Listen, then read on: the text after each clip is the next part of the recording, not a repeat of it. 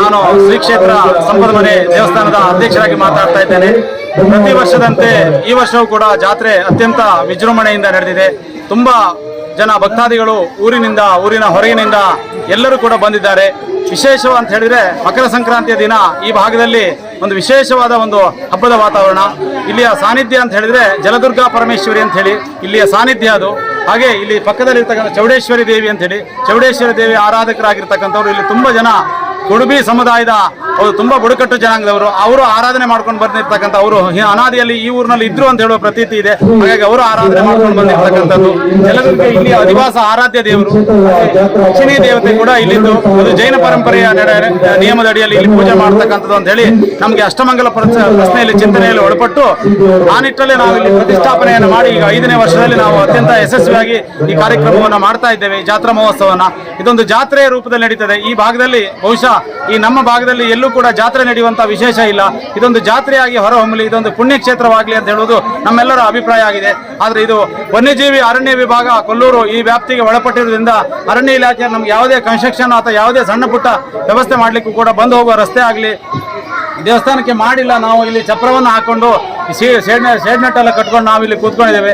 ಶಾಮಿಯಾನ ನಾವು ಮರದ ಇದರಲ್ಲಿ ಕೂಡ ಜಾಗ ಮಾಡ್ಲಿಕ್ಕೆ ಆಗೋದಿಲ್ಲ. ಆದರೂ ಕೂಡ ಜನರ ಒತ್ತಡದ ಮೇಲೆ ನಾವು ಇಲ್ಲೆಲ್ಲ ಸಹಕಾರ ಮಾಡ್ತಾ ಇದ್ದೇವೆ. ಅರಣ್ಯ ಇಲಾಖೆಯವರು ಕೂಡ ಒಳ್ಳೆ ರೀತಿಯಲ್ಲಿ ನಮಗೆ ಸಹಕಾರ ಕೊಟ್ಟಿದ್ರೆ ಇನ್ನೂ ಚೆನ್ನಾಗಿ ಮಾಡ್ಬೋದಾಗಿತ್ತು. ಈಗ ಸ್ವಲ್ಪ ಒಳ್ಳೆ ಅಧಿಕಾರಿಗಳೆಲ್ಲ ಇದ್ದಾರೆ, ಸ್ವಲ್ಪ ಲಿಬರಲ್ ಆಗಿದ್ದಾರೆ.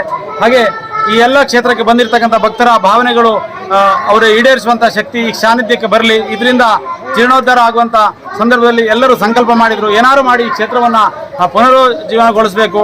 ಇವತ್ತಿನ ಧಾರ್ಮಿಕ ಕ್ಷೇತ್ರಗಳು ಎಲ್ಲವೂ ಕೂಡ ಕೊಲ್ಲೂರು ತಗೊಳ್ಳಿ, ಕುಕ್ಕೆ ಸುಬ್ರಹ್ಮಣ್ಯ ತಗೊಳ್ಳಿ, ಧರ್ಮಸ್ಥಳ ತಗೊಳ್ಳಿ, ಕಟೀಲು ತಗೊಳ್ಳಿ, ಎಲ್ಲವೂ ಕಾಡಿನ ಮಧ್ಯೆ ಹೊಳೆಯ ಮಧ್ಯೆಯಲ್ಲಿ ಇರ್ತಕ್ಕಂಥ ದೇವಸ್ಥಾನಗಳೇ. ಅವು ಇವತ್ತು ವಿಶ್ವವಿಖ್ಯಾತವಾಗಿ ಬೆಳೆದಿರ್ತಕ್ಕಂಥ ಇಲ್ಲೇ ಪಕ್ಕದಲ್ಲಿರ್ತಕ್ಕಂಥ ಸಿಗಂದೂರು ಕೂಡ ಹಾಗೆ ಎಲ್ಲ ಕ್ಷೇತ್ರಗಳು ಅತ್ಯಂತ ವಿಖ್ಯಾತವಾಗಿ ಬೆಳೆದಿದೆ. ನಮ್ಮದು ಕೂಡ ಕೊಡಚಾದ್ರಿ ಮಡಲಿನ ತೊಪ್ಪಲಿನಲ್ಲಿರುವ ಸಂಪಾ ನದಿ ತೀರದಲ್ಲಿರ್ತಕ್ಕಂಥ ಈ ದೇವಸ್ಥಾನ ಅತ್ಯಂತ ಮುಂದಿನ ದಿನಗಳಲ್ಲಿ ಯಶಸ್ವಿಯಾಗಿ ಪುಣ್ಯಕ್ಷೇತ್ರವಾಗಿ ಜನರ ಕಷ್ಟಗಳ ಕಾರ್ಪಣ್ಯ ಕೇಳುವಂಥ ಕ್ಷೇತ್ರವಾಗಿ ಹೊರಹೊಮ್ಮಿ ಸಾವಿರಾರು ಜನ ಭಕ್ತರಿಗೆ ಇಲ್ಲಿ ಅವರಿಗೆ ಅವರ ಇಷ್ಟಾಭಿಲಾಷೆಗಳು ನೆರವೇರುವಂತ ಆಗಲಿ ಅಂತ ಆಶಿಸ್ತಾ ಇಲ್ಲೆಲ್ಲ ಬಂದಿರತಕ್ಕಂಥ ಒಳ್ಳೇದಾಗಲಿ. ಈ ದೇವಸ್ಥಾನದ ವಿಶೇಷ ಮಹಿಮೆ ಅಂತ ಹೇಳಿದ್ರೆ ಒಂದು ವಿಷಯಕ್ಕೆ ಒಂದು ಹರಕೆಯನ್ನು ಮಾಡ್ಕೊಂಡು ಹೋದರೆ ನಿಮಗೆ 1 ತಿಂಗಳೊಳಗೆ ಅದರ ರಿಸಲ್ಟ್ ಖಂಡಿತ 100ಕ್ಕೆ 100 ಆದದ್ದುಂಟು.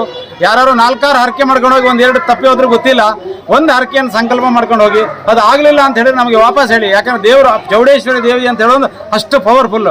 ಹೇಳಿದ ಕೆಲಸವನ್ನು ನಾವು ಮನೆಗೆ ಹೋಗೋದ್ರೊಳಗೆ ಆಗ್ತದೆ, ಅಷ್ಟು ಕ್ಷಿಪ್ರವಾಗಿ ಆಗ್ತಕ್ಕಂಥ ಕ್ಷೇತ್ರ ಇದು. ಹಾಗಾಗಿ ಎಲ್ಲರಿಗೂ ಕೂಡ ಒಳ್ಳೇದಾಗುತ್ತೆ. ಎಲ್ಲರೂ ಬಂದು ಈ ದೇವಸ್ಥಾನ ದರ್ಶನವನ್ನು ಮಾಡಿ, ಇದೊಂದು ಕಾನನ ಮಧ್ಯೆ ಇರ್ತಕ್ಕಂಥದ್ದು, ಶರಾವತಿ ನದಿಯ ತೀರದಲ್ಲಿ ಇರ್ತಕ್ಕಂಥದ್ದು, ಇಲ್ಲಿಗೆಲ್ಲರೂ ದರ್ಶನ ಮಾಡಿ ಹೋಗಿ ಅಂತ ಹೇಳ್ತಾ ಈ ಮೂಲಕ ನಾನು ತಮಗೆಲ್ಲರಿಗೂ ಧನ್ಯವಾದಗಳು ಹೇಳ್ತೇನೆ. ಎಲ್ಲರಿಗೂ ಒಳ್ಳೆಯದಾಗಲಿ.